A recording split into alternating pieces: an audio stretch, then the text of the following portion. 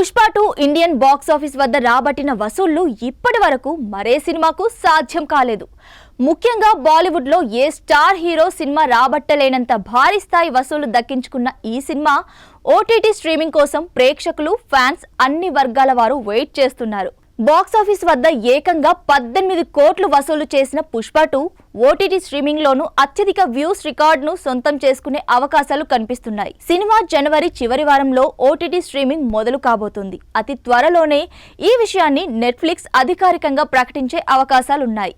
ఈ మధ్య కాలంలో పెద్ద సినిమాలు, సూపర్ హిట్ అయిన సినిమాలు సైతం 4 నుంచి 6 వారాల్లో ఓటీటీ ద్వారా డిజిటల్ ప్రపంచంలో అడుగు పెడుతున్నాయి. పుష్ప 2కు వరల్డ్ బాక్స్ ఆఫీస్ వద్ద నమోదవుతున్న కలెక్షన్స్ నేపథ్యంలో 8 వారాలు పూర్తయిన తర్వాత మాత్రమే స్ట్రీమింగ్ చేయాలని నిర్ణయించారు. అందుకు తగ్గట్టుగానే నెట్ఫ్లిక్స్ తో మైత్రి మూవీ మేకర్స్ ఒప్పందం చేసుకుంది. గతంలో పుష్ప 4 వారాల్లోనే ఓటీటీ ద్వారా వచ్చింది. కానీ ఈ సినిమా బాక్స్ ఆఫీస్ రికార్డులను బ్రేక్ చేస్తూ దూసుకుపోతుంది. 4 వారాల తర్వాత కూడా నార్త్ నుంచి సాలిడ్ వసూళ్లు నమోదవుతున్నాయి.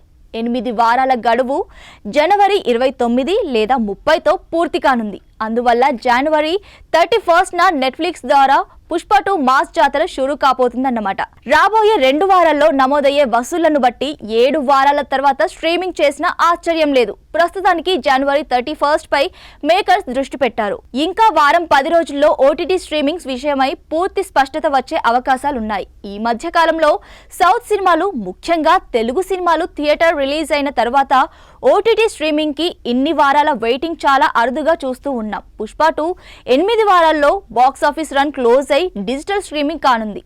ఇప్పటికే పుష్ప 2 బాక్స్ ఆఫీస్ వద్ద నమోదు చేసిన రికార్డుల జాబితా చాలా పెద్దగానే ఉంది. ఇప్పుడు ఓటీటీ జాతర షురూ అయ్యాక ఎలాంటి రికార్డులు నమోదవుతాయో చూడాలి.